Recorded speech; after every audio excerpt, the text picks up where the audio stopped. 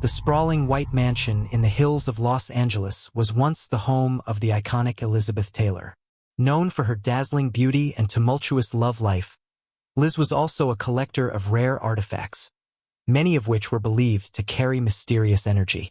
Following her death in 2011, her beloved home was left to her family, but whispers of its dark side soon began to emerge. In the months after Liz's passing, her housekeeper, Maria, who had been with her for decades, insisted that the actress had never truly left. Every morning, Maria recounted, "I could smell the distinct scent of her favorite perfume, white diamonds, in her bedroom. But no one had touched the bottles since her death." The house was initially left vacant, but strange occurrences made it difficult to sell. One evening, a potential buyer was touring the house when he noticed a shadowy figure standing at the end of the hallway. Thinking it was a reflection, he turned back to find the figure had disappeared. Later, when he entered Liz's old dressing room, the air turned icy cold, and the faint sound of laughter filled the air. Terrified, he ran out, never returning. By 2015, the rumors grew so pervasive that a team of paranormal investigators was invited to the home. Using advanced equipment, they recorded chilling phenomena. Faint whispers of a woman's voice, the inexplicable movement of objects, and eerie orbs of light appearing in Liz's bedroom. One investigator claimed to feel a sudden sharp pain in his chest while standing in front of the mirrored vanity where Liz used to apply her makeup. "I felt like someone was gripping my heart," he said, visibly shaken. "When I stepped away, the pain stopped." Liz's family, though skeptical at first, began avoiding the house altogether. Her grandson Michael once attempted to spend the night but was driven away after an unsettling experience. "I woke up at 3 a.m. to the sound of someone pacing upstairs," he said. "When I went to check, no one was there, but the rocking chair in her bedroom was swaying on its own." Michael also mentioned finding handwritten notes in Liz's elegant script appearing around the house. They were little messages, like, "Don't forget the diamonds" or "Make the tea." It was her handwriting, no doubt. But how could it be? Neighbors, too, began reporting unusual sightings. A jogger passing the house at dawn claimed to have seen a figure in the window, a woman with jet black hair, her piercing violet eyes staring straight at him. When he looked back for a second glance, she was gone. Another neighbor, an elderly woman who had been friends with Liz, swore she could hear faint strains of music coming from the house late at night. "It sounded like her favorite Frank Sinatra records," she said. "I think she's throwing parties on the other side." The most chilling account comes from a medium who visited the home at the request of a prospective buyer. During her session, the medium reportedly communicated with Liz's spirit. "She's not at rest," the medium said afterward. "She's guarding something precious. She doesn't want anyone disturbing her legacy or her secrets." Although the house has changed owners several times since Liz's death, no one has stayed for long. It remains a subject of fascination for paranormal enthusiasts and Hollywood historians alike, a monument to the glamorous, mysterious life of one of Tinseltown's brightest stars. To this day, many believe that Liz Taylor's spirit still roams her beloved home, a guardian of her memories and the glittering treasures she left behind. In 2020, a new owner, a tech entrepreneur named Daniel Whitaker, purchased the house. Fascinated by its history, Daniel dismissed the tales of haunting as mere Hollywood folklore. However, it wasn't long before he started experiencing the unexplainable. One evening, Daniel was in the wine cellar, which Liz had reportedly converted into a private vault for her most prized possessions. While inspecting the room, he noticed a draft coming from the far wall. Running his fingers along the stone surface, he discovered a faint seam, a hidden door. Behind it lay a small chamber filled with dust-covered trunks, jewelry boxes, and handwritten journals. Among the treasures was a locked box with an ornate silver clasp. Carved into its lid was an inscription in Latin, Quod fuerit revelandum, mene clausum. Roughly translated, it meant, "What has been revealed shall remain hidden." Daniel, intrigued but unnerved, decided to wait until morning to open the box. That night, he awoke to the sensation of someone standing at the foot of his bed. Groggy and disoriented, he looked up to see a faint silhouette of a woman in a flowing gown. Her face was obscured, but her presence was unmistakably intense.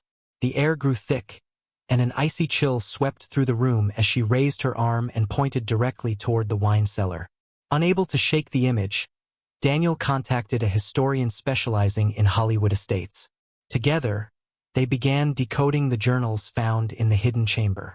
The entries were a mix of Liz's musings, intimate confessions, and cryptic references to a debt of the soul.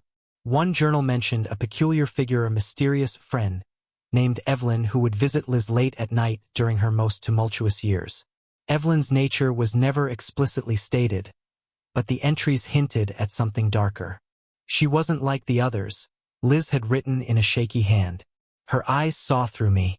She promised the fame, the love, the eternal legacy, but at a cost. I only hope the price will not fall on those I leave behind. Daniel and the historian agreed to open the silver box, but as they pried it open, an unnatural wind rushed through the room, extinguishing all the lights. Inside, they found a single photograph, a grainy black and white image of Liz standing with a tall, shadowy figure. Behind them, scrawled in what appeared to be ash, was the word Evelyn. Moments later, Daniel's phone buzzed with a notification. It was a motion detector alert from his security system, triggered in the wine cellar. But when he checked the footage, the screen displayed nothing but static until, briefly, a woman's voice whispered through the speakers. "Leave it closed. You don't know what you've found." Determined to uncover the truth, Daniel decided to dig deeper, reaching out to Liz Taylor's surviving friends and colleagues. Yet, the more he asked, the more resistance he met. Some denied knowing anything about Evelyn, while others warned him to stop looking. One chilling clue came from a former assistant who had worked for Liz in her final years. "She always kept a mirror covered in her bedroom," the assistant said. "She'd say it was because she hated her reflection, but I think it was something more. Mirrors can trap things, you know." Daniel returned to the house, now filled with an unshakable sense of dread. As he stood in front of the covered mirror in Liz's room, his reflection seemed to ripple beneath the sheet, as though someone or something was on the other side. Then came the knock. It wasn't from the front door, nor from any room within the house. It came from behind the mirror. Daniel hesitated, his hand hovering over the sheet covering the mirror. The knocking continued, soft but insistent, as if urging him to unveil whatever lay hidden behind the glass. Summoning his courage, he yanked the sheet away. At first, the mirror reflected nothing unusual, just his own pale, tense face. But as he stepped closer, the surface began to distort. The reflection of the room behind him faded, replaced by a swirling darkness. From within, a faint outline emerged, a woman in a shimmering gown, her face shrouded in shadows. A cold, velvety voice filled the room, though Daniel couldn't tell if it was coming from the mirror or his own mind. "You've come too far, Daniel. Some secrets were never meant to be found." The figure raised a hand, and the temperature in the room plummeted. Daniel stumbled backward, clutching the journal he had brought with him. The pages fluttered open, and the same ash-like word, Evelyn, appeared, scrawled across multiple entries that had been blank before. From that night onward, the atmosphere in the house changed. Footsteps echoed in empty hallways. Doors creaked open on their own, revealing nothing but darkness beyond. Daniel's state-of-the-art security system frequently glitched, cameras flickering to reveal fleeting images of Liz's favorite spaces: her dressing room, the wine cellar, and, most disturbingly, the bedroom mirror. One night, Daniel's historian contact called in a panic. She had been analyzing the photograph from the silver box, digitally enhancing it to reveal more details. What she found chilled her to the core. "Daniel," she said, her voice trembling, "the figure standing with Liz in that photo, there's no record of anyone by the name Evelyn in her life. But the face, it's not human." She sent the enhanced image, and Daniel saw what she meant.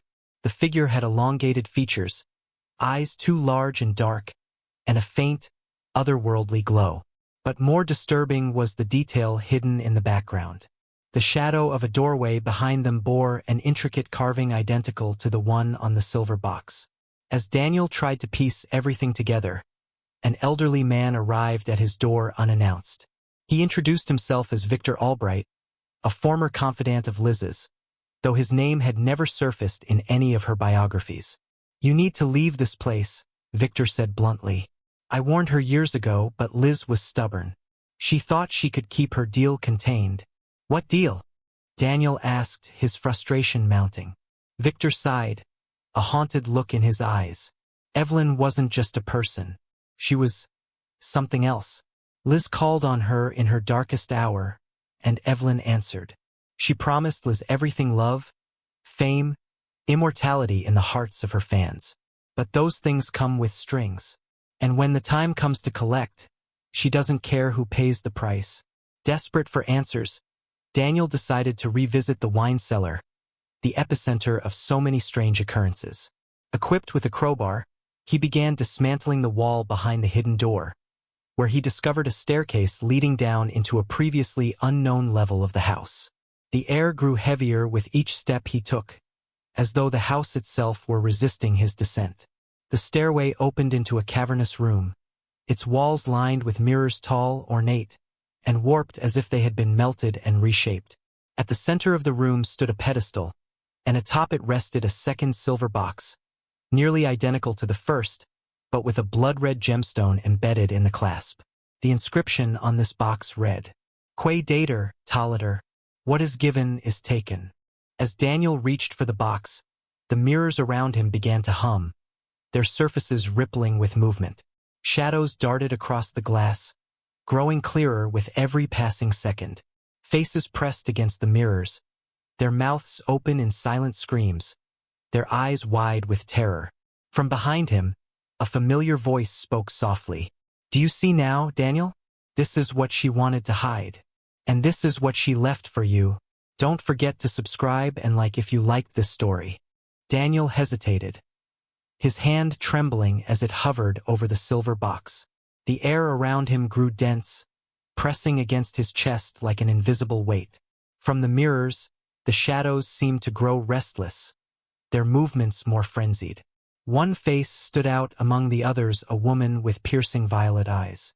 Her expression was calm, almost serene, but her lips moved as if whispering. "Elizabeth," Daniel murmured, recognizing her unmistakable features. The second he touched the box, a deafening crack echoed through the chamber. The mirrors trembled, their surfaces rippling like disturbed water. The gemstone in the clasp glowed faintly, pulsing like a heartbeat. Then, from the furthest mirror, a figure emerged. It wasn't Liz, it was someone taller, more imposing, cloaked in shifting shadows. Her face was veiled, but her presence exuded an overwhelming sense of dread. "Evelyn," Daniel whispered, his voice barely audible. The figure stepped closer, her movements slow and deliberate. Each step seemed to draw the room into her orbit, the walls bowing inward as if the space itself couldn't contain her. "Do you know what you've done?" Evelyn's voice was impossibly layered, as though 1,000 whispers spoke in unison. "You've opened what should have remained sealed. The debt is older than you, older than her. Cannot be undone." Daniel stumbled backward, clutching the box to his chest. "What debt? What does this have to do with me?"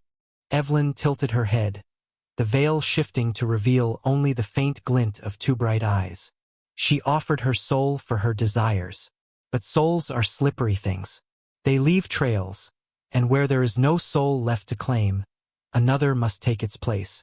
At that moment, one of the mirrors shattered, the sound reverberating through the chamber. From the shards, a glowing mist began to seep, coiling around Daniel's legs like living smoke. He tried to step back, but the mist held firm, tugging him toward the pedestal. In the chaos, Daniel noticed something new, a faint outline of a doorway etched into the stone behind the pedestal. It hadn't been visible before, but now, as the mist swirled, it seemed to pulse with the same red glow as the gemstone. Desperate to escape, Daniel lunged toward the door, the mist clawing at him as he moved. He pressed his hands against the cold stone, feeling an unnatural warmth radiating from its surface. The glow intensified, and with a low rumble, the doorway creaked open. Beyond it lay a narrow passage, its walls lined with ancient carvings. The symbols were intricate and alien, spiraling into patterns that seemed to shift when he looked directly at them. A faint light flickered at the end of the corridor, drawing him forward despite the primal fear clawing at his mind. The further he walked, the more the air changed. It smelled of damp earth and something metallic, like blood. The light grew brighter, revealing an expansive chamber at the passage's end. In the center stood a massive mirror, far grander than any in the house above. Its surface was black, absorbing the light rather than reflecting it. Surrounding it were dozens of objects: a golden locket, a pair of ruby earrings, and other treasures that glimmered faintly in the darkness. On the floor before the mirror lay a single name etched into the stone: Elizabeth. Daniel felt a presence behind him and turned to see Evelyn standing there, her form now fully solid. Her veil was gone, revealing a face both beautiful and terrifying. Her eyes bore into his, and a faint smile played across her lips. "This is her legacy," Evelyn said, gesturing toward the mirror. "This is where her story ends and yours begins." The black surface of the mirror rippled, and from its depths, a hand began to emerge, a pale, delicate hand adorned with a diamond ring. It was Liz. Her violet eyes locked onto Daniel, pleading silently as her lips moved to form words he couldn't hear. Evelyn raised a hand, and Liz's form froze, her expression twisting into one of despair. "Choose," Evelyn said, her voice a soft command. "Walk away and leave her to me, or take her place." Daniel stared at the figure of Liz, her hand now fully extended from the mirror, trembling as if caught between two worlds. Her violet eyes, filled with terror, locked onto his, silently begging for salvation. Behind him, Evelyn waited, her presence looming like a storm cloud. "Choose," Evelyn repeated, her voice cold and unwavering. "Her life or yours?" Daniel's heart raced. He thought about everything he had learned: the cryptic journals, the warnings, the strange inscriptions. Liz had bargained for fame and love, and in doing so had trapped herself in an eternal debt.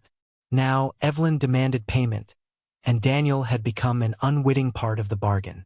"No," Daniel said, his voice shaking. "There has to be another way." Evelyn tilted her head, her expression unreadable. "There is no other way. The debt must be paid." Daniel's eyes fell to the silver box still clutched in his hands. The glowing gemstone pulsed like a heartbeat, and a thought struck him, a reckless, dangerous thought. "What if I pay the debt?" he asked, his voice steady now. Evelyn's expression darkened. "You would take her place?" "No," Daniel said, stepping closer to the pedestal. "I would destroy it." He slammed the silver box onto the stone surface, shattering the gemstone. A blinding light erupted from the box, and the room seemed to come alive. The mirrors trembled violently, cracks spidering across their surfaces.